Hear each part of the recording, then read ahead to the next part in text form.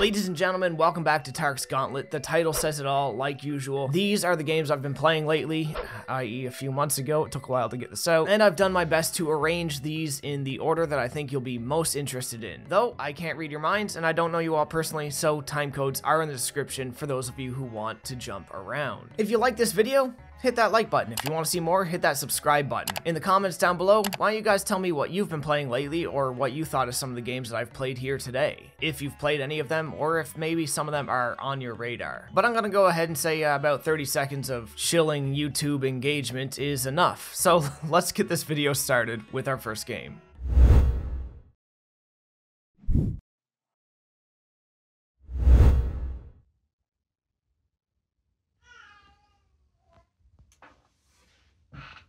Subscribe to my second channel, Tarks Inverted.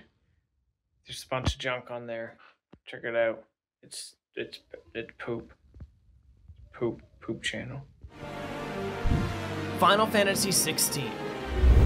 Final Fantasy, once again, needs no introduction. It's one of the longest running JRPG series ever made, and has, for a number of years, been moving more and more away from its RPG and turn-based roots, to more of an action focus where the RPG elements aren't all that important. Final Fantasy XVI represents the near apex of this transformation, which, obviously, caused it to be quite a divisive title. Personally, I don't care too much about what the game isn't or what the series used to be. I tend to care a lot more about what the game is. And what it is a very high-budget character action adventure with a mixed bag of ideas and execution. Now, before we get too far into this, I did really enjoy my time with it, but I had more nitpicks with the game than any game I can recall in recent memory. The story is remarkably grounded for a Final Fantasy title up until the final act, and the characters are generally well fleshed out, with our one and only true playable character, Clive, stealing the show. Though it might not be right to say he steals the show, he kind of is the show. Grounded as the story is, however, it's still firmly set in a fantasy universe where gods and icons reign supreme and control the tides of war as those who hold dominion over land battle it out for supremacy and survival. As a fantasy universe, it carries itself really well, but offers nothing we haven't seen already. Creativity isn't exactly the game's strong suit. You won't be seeing loads of interesting creatures or race designs, or even biomes for that matter. Game of Thrones was the game's basis of inspiration,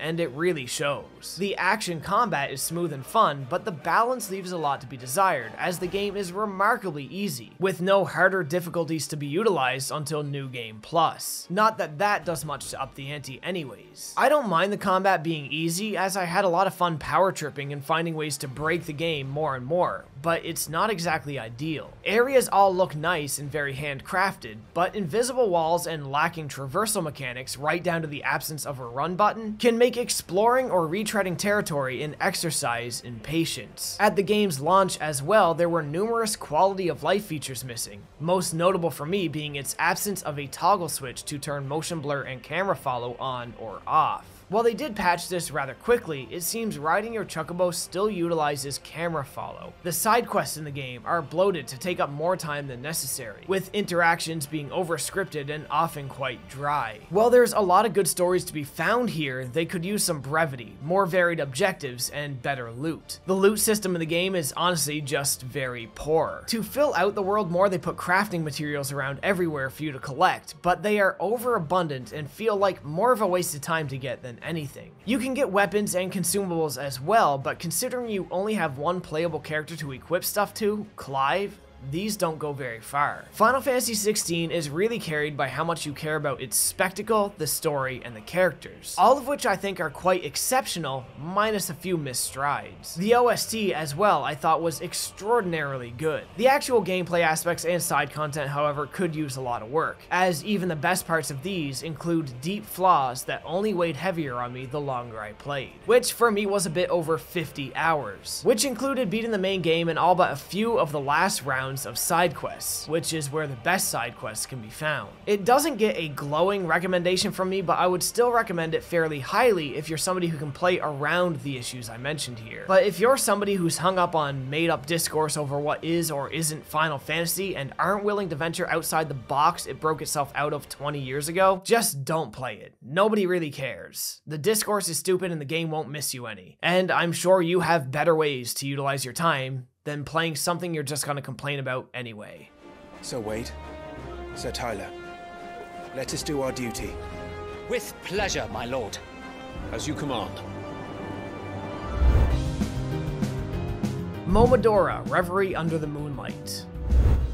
The fourth installment in a series, Momodora is a light, beginner-friendly Metroidvania with a strong artistic style. At only around 5 to 6 hours long to unlock 100% of the map and get the true ending, the game doesn't offer a whole lot in the way of classic Metroidvania progression gimmicks, such as getting new mechanics, abilities, or tools to access new areas. While you do get a couple abilities along the way, such as jumping, double jumping, dashing, and air dashing, the game chooses more often than not to rely on players getting keys to access new areas. This tends to keep the game simple and straightforward, but given its length, this never really registers as an issue. If anything, it's refreshingly comfortable. Progression always feels consistent, and though it's not wildly creative, it's addictive and encouraging. Bosses occasionally offer a bit of a challenge on standard difficulty, but it's rare that they do much more than that. More than anything, it's fun to fight them just to see their design and what attack patterns they might have. Momodora is carried by its comfortable feeling of progression and its art style. If it were any longer, then the game maybe wouldn't be enough, but as it is, I really enjoyed it through and through. Not an amazing game by any stretch, but a great little weekend romp for people short on time, which these days, I definitely am. The story is nothing to write home about, it's more of a setting with an objective. But for newcomers to the genre, this is easily one of the better places to start.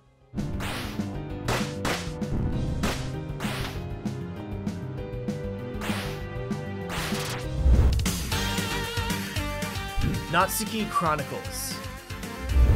On the topic of good introductory games to a genre, Natsuki Chronicles does an amazing job being accessible as far as shmups go. Though there is a story to carry people along, I won't really be getting into it as I definitely don't play the genre for them, and I found this game a little too easy to miss a lot of the dialogue in. Being voiced only in Japanese, it can be extremely difficult to read any subtitles while in combat, and after a while, I gave up on trying. So I am not the person to go into detail on the story for this one. Forgive me this one time for not doing my reviewer's due diligence here, but it is what it is. In terms of gameplay, Natsuki Chronicles is a solid little horizontal shooter with a lot of weapon types, shield abilities, and alt fires. Difficulty levels can make the difference between the game being a standard shmup or a bullet hell, as the different levels of difficulty add more projectiles and pump up the enemy's health a fair amount. Unlike some shmups, you don't die in one hit, but you only have one credit to beat a stage on. If you fail at any point, there are no checkpoints, so you'll hit the mission failure screen, get rewarded some XP and money, and if you made it far enough, they will grant you the option to take an additional hit the next time you try. Then, you start over from the beginning of the stage. The more you fail, the more you level up and gain those optional hits. This allows even unskilled players to overcome the feeling of hopelessness a genre like this can instill when you're still developing your skills. And this was great for me, as I kind of suck at shoot-em-ups. Note as well, this is not my footage you're seeing. This is way too good to be me. Now, there were a couple gimmick levels I didn't love in the game where you control a different type of ship, but these are infrequent enough that they never really hampered my enjoyment too much. Overall, Natsuki Chronicles offered a great challenge, a lot of fun, and a fighting chance for a genre greenhorn like myself. And the music was pretty good as well, which is to be expected from the genre. Not exactly outstanding for the genre, but still pretty good. People who are used to the genre and maybe 1cc Toho games might not get as much out of this experience, and they may be a little underwhelmed coming from such a skilled background. But for the novice and intermediate players, I think Natsuki Chronicles does a great job guiding you through a fun experience.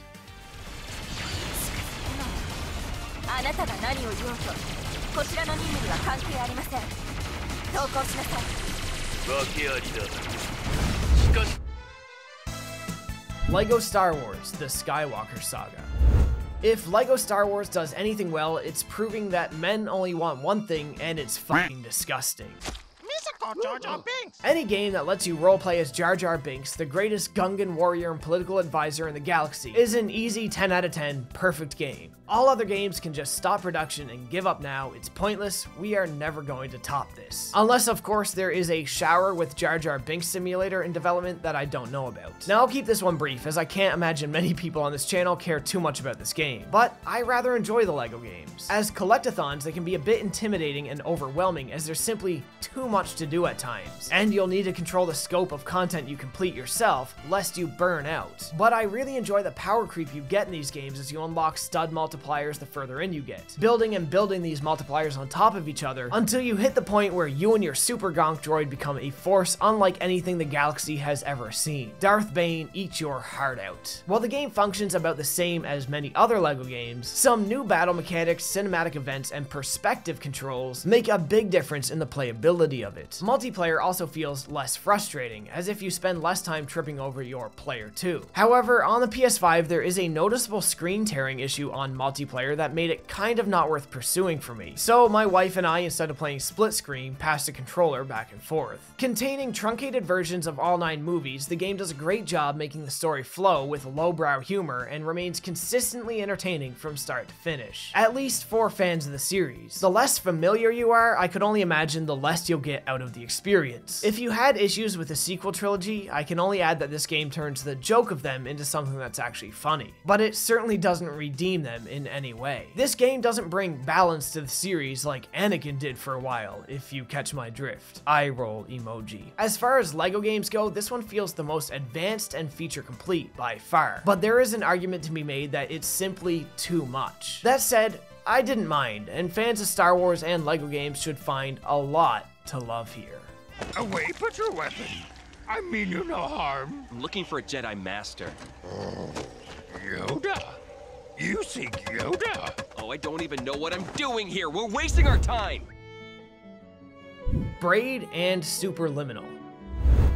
This one too I'll keep somewhat short. I enjoy puzzle games, but rarely get to play them and get to talk about them even less, as it just doesn't mesh with what I normally do on this channel. But Braid and Superliminal had both been on my backlog for a while, and I finally sat down and completed them both over one weekend. In many ways, the games are quite similar. Each game has one core puzzle mechanic, Braid being time manipulation, and Superliminal being perspective manipulation. The games are sectioned off in stages, though the stages are a little more obscured in Superliminal. In each stage, new gimmicks get introduced to solve the puzzles with. For example, in Braid, though you can rewind time at will, in one zone, time may only move as your characters do, forcing you to find ways to solve multi-stage puzzles in a somewhat more linear step-by-step fashion, utilizing enemy and platform placements in forward and reverse states. Superliminal at one point introduces item duplication as a puzzle element to be used in conjunction with the game's main mechanic of using perspective to change object scale. Both games are rather short, at about 3 to 3.5 hours long, maybe 6 if you're struggling, and both I found mostly easy. Superliminal is pretty easy to breeze through, comfortable even, with puzzles not requiring much thought, but still leaving an impressive impression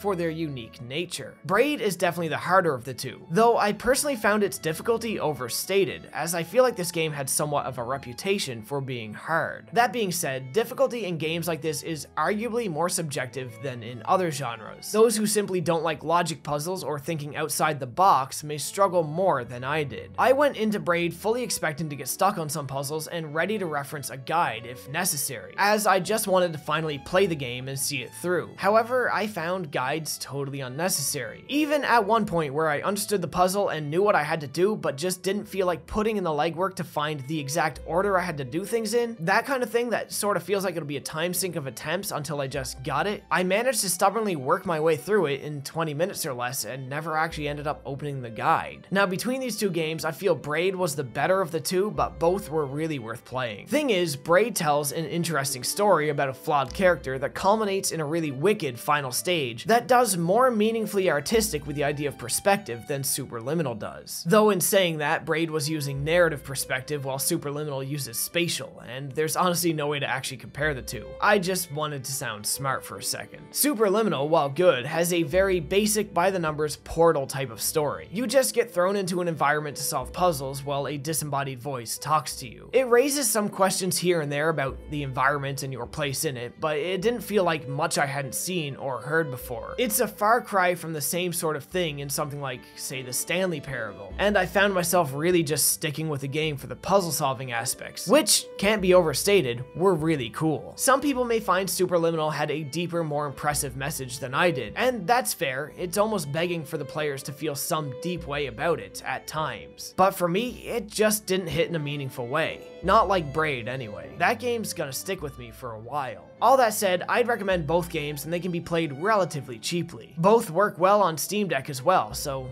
check them out if they sound the least bit interesting to you.